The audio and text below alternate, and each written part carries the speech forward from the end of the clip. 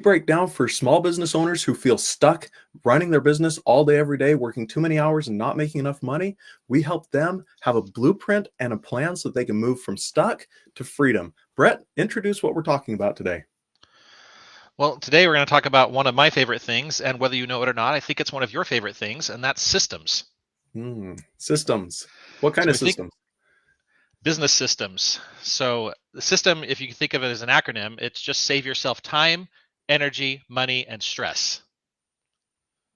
Wow. I'd never heard that acronym before, but I'd like to save all those things.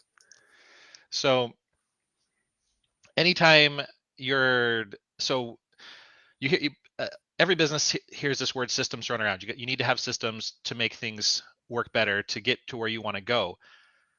But there's a how do you know when you actually need that particular system for your business, and when you're not quite ready for it yet, because there are different stages of growth that anyone can have, at which trying to build a system for something that they don't quite need yet is actually detrimental.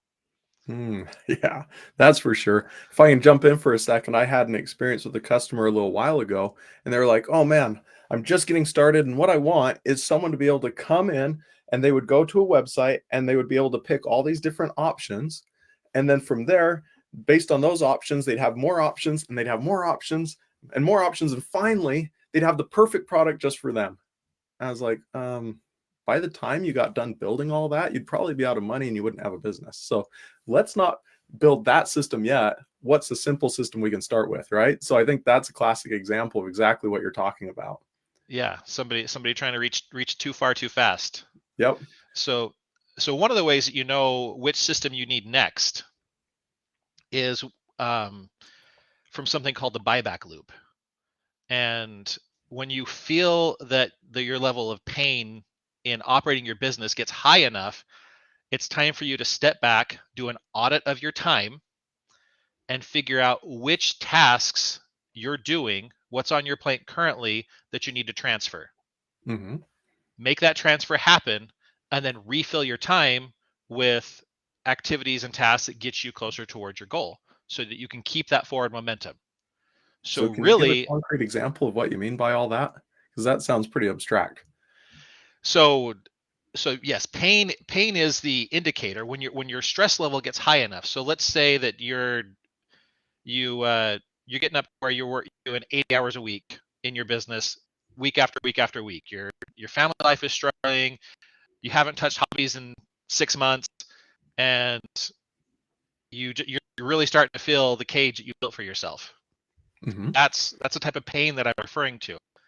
When you do an audit, you may find out that you spend um, an hour a day responding to emails that you don't need to be the one responding to, or you shouldn't even be receiving in the first place. You might be spending um, 2 or 3 hours a day traveling with dead time in between meetings that aren't stacked together, and so you've got a 15-minute spot here and a 20-minute spot there and a 30-minute spot there where you don't really have time to get anything done.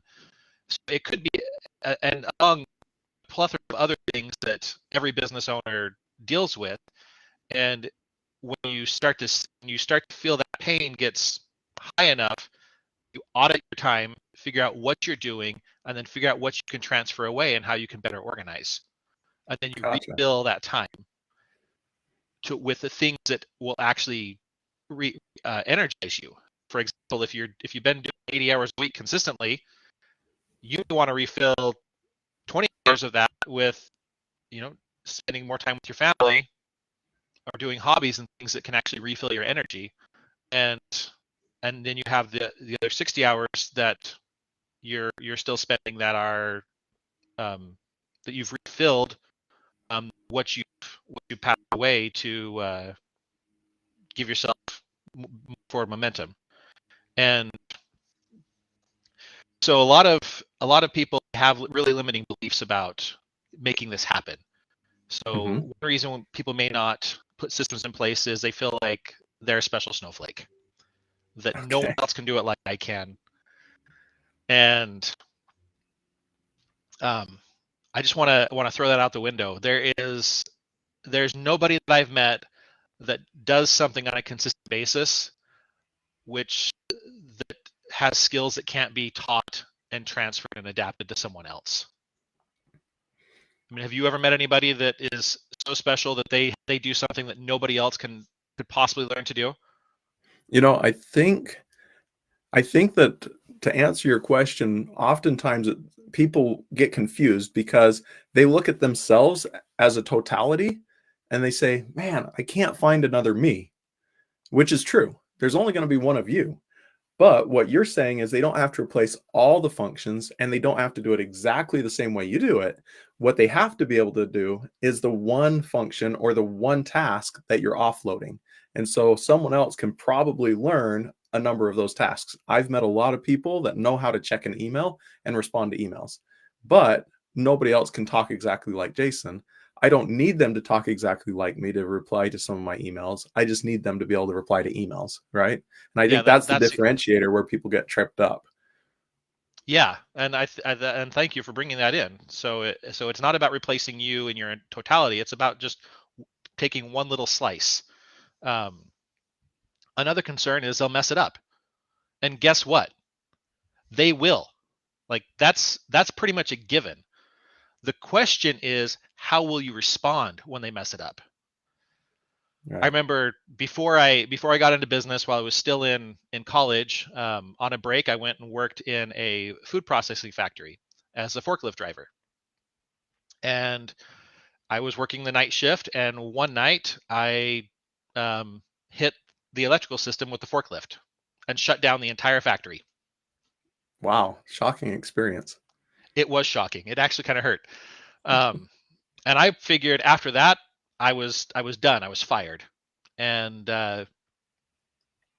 so but the boss called me and said, "Hey, we're looking forward to having you back in." And I said, "Like, why would you have me back?" "Well, we've already invested the time and we've already invested the cost into training you not to have this mistake, and so we don't want to have to do that with somebody else." Because come to find out, I'm not the only one who had made that mistake of the people that were still on their staff. And so from a leadership standpoint, that was a really good example. But just realizing that they were responding to my mistake in a way that actually helped to move their business forward rather than tear it down. Yeah. And I think that's what happens a lot of times is we transfer something, and there are ways that we're going to go over on how to do that effectively. But when the person you transferred it to screws up the task, we don't necessarily respond in a way that's positive and gives us forward momentum. Yeah, that and the other issue that I see that pairs right up with that is oftentimes we'll hand that task off and then we don't know if they mess up because we're not keeping a good communication. We kind of put the blinder up and be like, "Whew, I'm glad that's done. I'm not looking over there anymore. They're going to have to deal with it." And then when you do look over and you see all there is just giant fires because they didn't get enough training and they didn't know what to do and they're making mistakes and they don't know how to fix it, the, that could have all been avoided had the owner still been involved, connected, checking in, making sure that the person doesn't have questions, validating the work's getting done right, so that you can reinforce the good stuff and correct the mistakes quickly. Yeah, no, that's all part of it. I know that a lot of business owners I see when they get overwhelmed, they abdicate the responsibilities rather than delegating the responsibilities. And there's a massive difference. And what you just described when is that abdication. They get so overwhelmed, they just toss it over the wall to hope somebody catches it and it doesn't flare up into a big fire. Yep. But rarely is that the case when abdication happens. Another one is I can't build systems. Mm. And I'll tell you, tr- training on how to do anything is available everywhere. I mean, when was the last time you looked for how to do something on YouTube and you couldn't find somebody who had a training video for that? Mm. That almost sounds like a challenge. It would be, I mean, yeah, you could probably find something if you look hard enough in a narrow enough niche, but like it would be quite the challenge to complete. So let's go through right now when to systematize, there are 4 steps. Okay. Once you've identified once you've identified the task or the thing that needs to be done, the very first thing you do is you create a checklist or a recipe. And it really is that simple. If I wanted a cake to be made the same way every time, I can create a recipe for it, and I can hand that recipe to somebody, and as long as they have experience baking, they should be able to duplicate the cake the exact same way every time using that recipe. Mm-hmm. And that could be as simple as a checklist.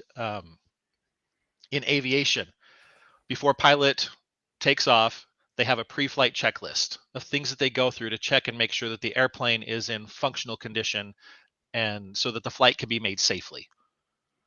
So whether you're assigning email, whether you're assigning some kind of delivery for your product or service, whether it's financial reporting, you can create checklists or recipes and make sure that this whatever needs to happen, the outcome, is done consistently every time. Now with those recipes, like one of the things I think people get tripped up on is they're either way too in depth on the details or they don't include the right details. I know like if you're baking a cake, anyone who's seen a recipe knows that you use a 1 cup measuring cup, you scoop it and you pour it in. Sometimes I've seen business owners who are like, okay, go to this drawer, get out the 1 cup, make sure that it's clean, walk over, get the flour out of the cupboard, open the lid, scoop it in, scrape it off with a knife, carefully dump it in so that you don't spill any, and that's the instruction set, where a bunch of that is just common sense that you actually don't need to include in the For instructions, anyone that has right? experience in training. And so Yes. yes, that is a flaw that a lot of systems I've seen developed by people inexperienced in doing it have, where they blend the training and the recipe or checklist into the same document. Yeah. And those, they need to be separate things. The checklist needs to be simple, um, high level, only detailed enough to make sure that none of the important steps get missed, and no Mhm. more. It needs to, so that it can be used every single time that task is being done, which is another rule that many that I recommend you put in place.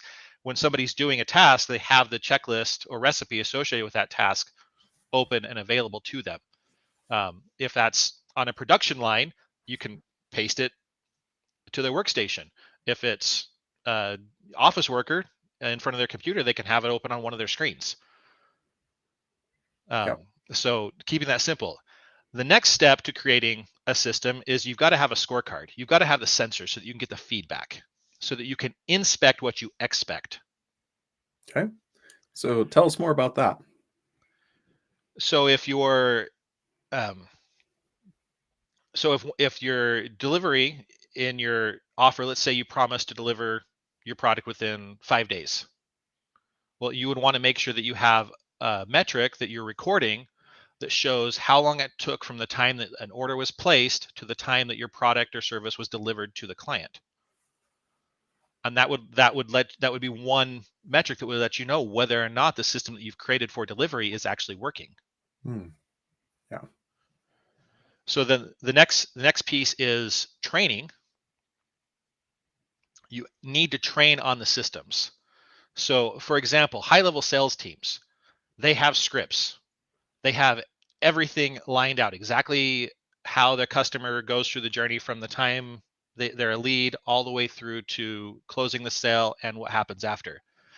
But even though they already have that established, they will run trainings where they will practice those scripts and systems to make sure that they stay in tip-top condition. Everybody knows what's going on. And Mhm. so if you're not taking the time to train, then you can expect that your systems will fall apart.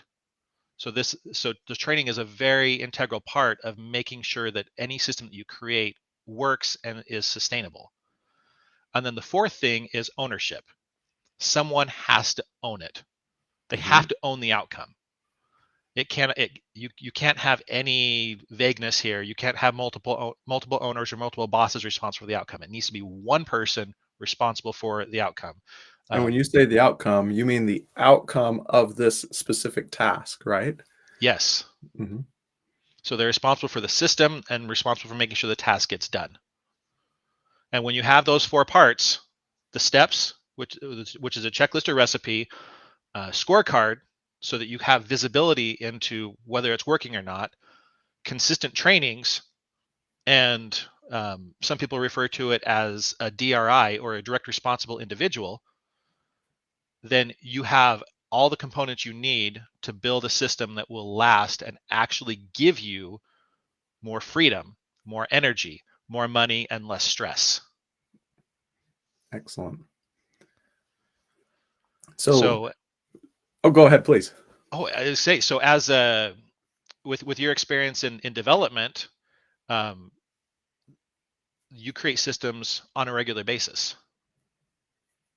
Yes, yes, I do. And my team does as well. What's really cool is computer programming literally is the process of figuring out what a system is and making the computer do what humans used to need to do. And so with computers, you have to be very granular of do this step, do this step, do this step, do this. And as long as you've written good code, or in other words, as long as you've written a good recipe, the computer is going to follow that recipe every single time, and it's not going to vary because it doesn't feel like it. And so as long as all the inputs stay the same, you're going to get that same output every single time, which is really fun. But one of the things that I've noticed is a lot of people who aren't tech savvy think that they need to have some sort of a computer system before they can start building systems in their business. And there's this misconception that I have to have a place I can put these on the internet or in some platform that's going to run my business in order to be successful with my systems. And so oftentimes people put that cart in front of the horse and they're like, I need a system to do this. Yes, you're right. But you don't need a computer system. You just need to outline all the steps, hand it to the person, like you're saying, tape it to the wall, put it somewhere they're going to see it so that they can follow those processes. Systems were in place in businesses long before computers ever were. Computers just make it easy to organize that stuff so that you've got a central repository, but by no means are they a necessity for success. Well, and that's the part where the buyback loop becomes really, really important, is when you actually feel the pain from not having the system. That's when you know you need that particular system. So Mm-hmm. as you say, for a newer company or a smaller company, um, several sheets of paper, maybe they're put together in a binder, maybe they're scattered among each workstation, but they have the four things. There's the listed out steps or recipe. There's a scorecard, so you're getting feedback on it. There's consistent trainings, and there's ownership. Whether whether whether you do that with Google Docs or some higher level, more integrated software to keep track of all of those things, it doesn't matter. Mm-hmm. The as you say, it can be as simple as a simple checklist written on a piece of paper that's posted to the workstation, so that work happens, so that every step happens every single time. Now, how should a person approach it so that whoever you're handing that task off to has the reins to not go crazy doing things and not following the process, but also has the ability to recognize when things need to be adjusted and what's that process they should go through? Like, for example, my team the other day came back to me and said, "Hey, why are we doing this step?"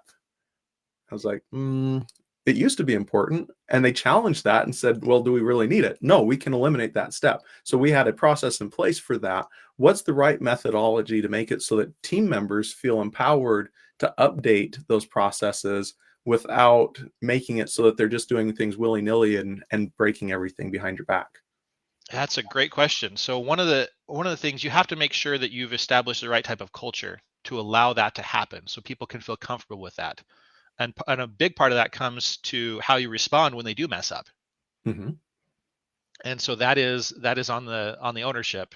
But um, really, it comes down to you train, you check and verify, to see whether what you expected to happen actually happened. So you inspect what you expect. And Yep. so when you create these systems, it's not abdication. You still need to make sure that scorecard is working and see what's actually happening. so that you can be involved in that, and then you can have those conversations, just like you said, where you've got a culture that allows your team to come to you and challenge you on whether or not a step is needful. I've seen many business owners who don't allow that to happen, Mhm. and so you've got to have that open culture. Otherwise, you're always going to be the bottleneck. You're always going to be the one that has to make everything happen. So when you can learn to let go and give your team that autonomy, and it comes down to ownership. When there's an owner for that outcome, somebody who's directly responsible for it, and they understand how that fits into the overall business picture, then you can leave them free to make modifications and changes, and you probably don't even need to be involved as the owner. Yeah. You know, another thing, I was training on this concept a little while ago, and I had someone tell me there's there's not really a way that someone can do what I'm doing right now. And what they were doing was really complicated. They were going out, they were looking up information from a federal government website, and it was in the medical field. And so they had to have an understanding of medicine, they had to have an understanding of how the website worked, and they had to have an understanding of the overall objective. And they said, I just don't know how to make that happen. And my response was, you're right, they can't do it all. However, can they do this one piece without needing to know all the medical side? And they're like, oh, yeah.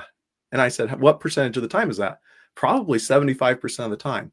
So even though someone couldn't do the whole task, they could do 75% of the work, which means the business owner was then freed up to be able to do the remaining 25% of the work, and now had that much additional time as well. So oftentimes people get tripped up because they see the whole task, and they don't realize they can chunk it down.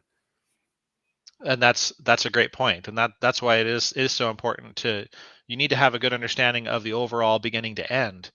But yeah, you can pull out those individual pieces, which is where that auditing of your time, like what are you doing, um, which a time audit is super easy to run.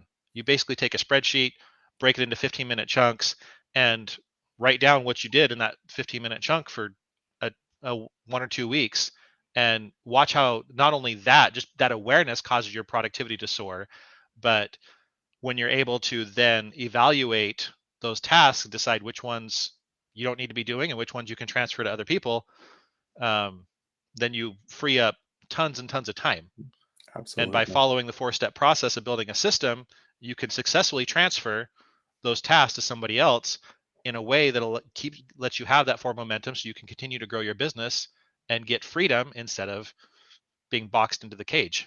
Yeah. So how do core values fit into this equation? Because every business doesn't have core values.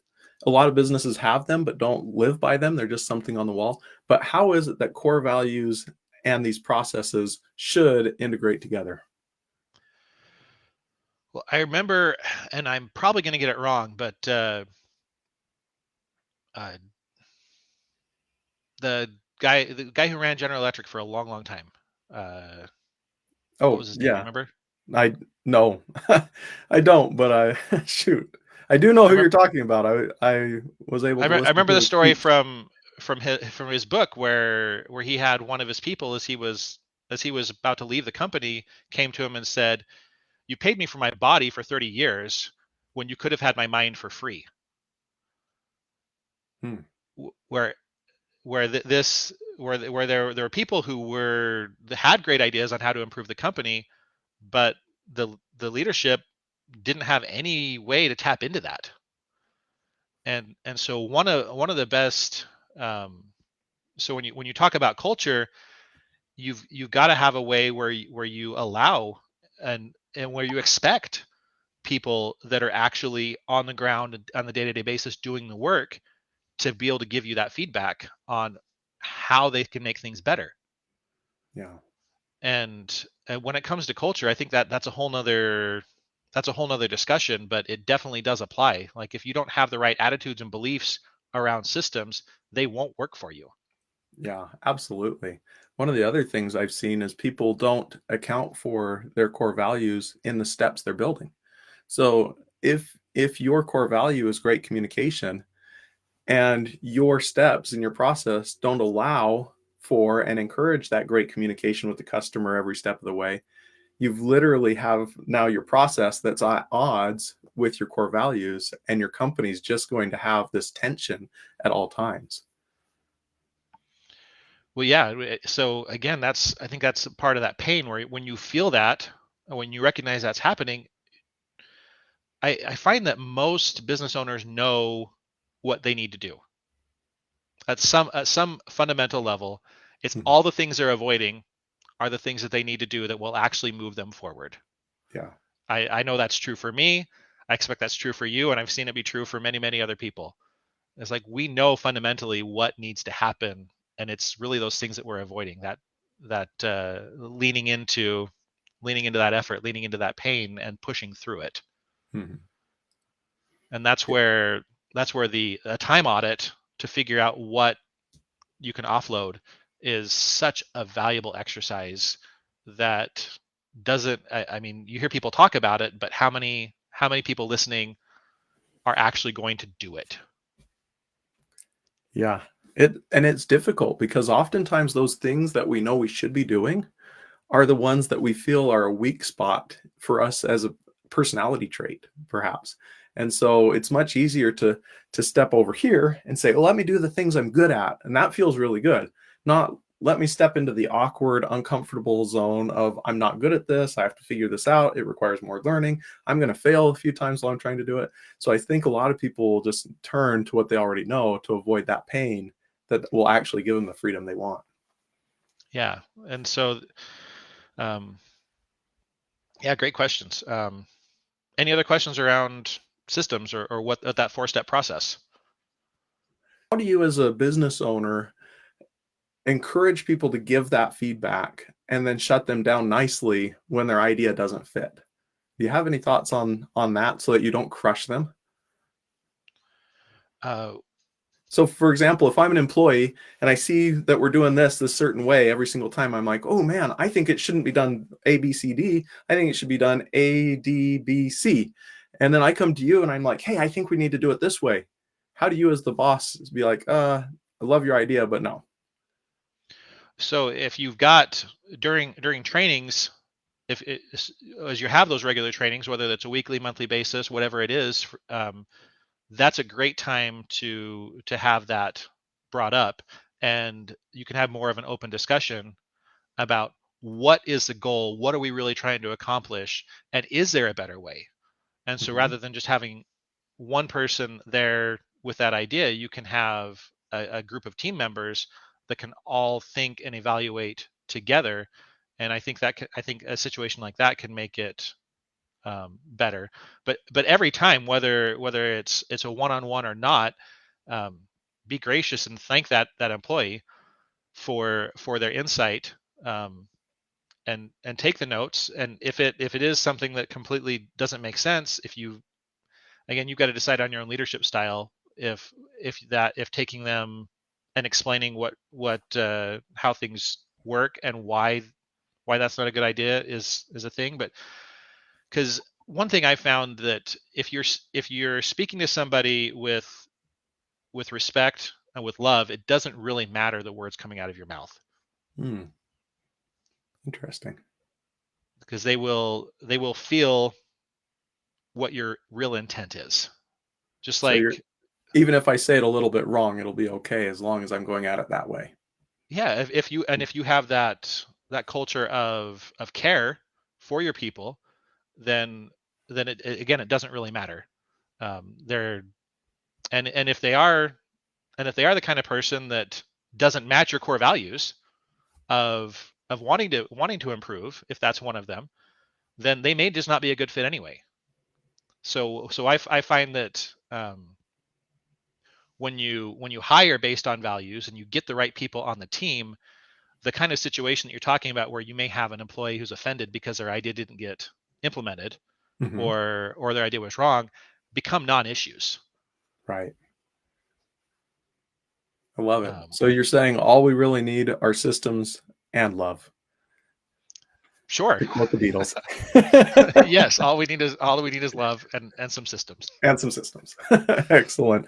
Well, thank you everyone for tuning in for another episode of Grazora Live. If you have questions, if you want us to cover a topic, be sure to comment below, send us a direct message. Let us know what you want us talking about. We'll get it covered and we'll share our insights. Brett, thank you for another great episode.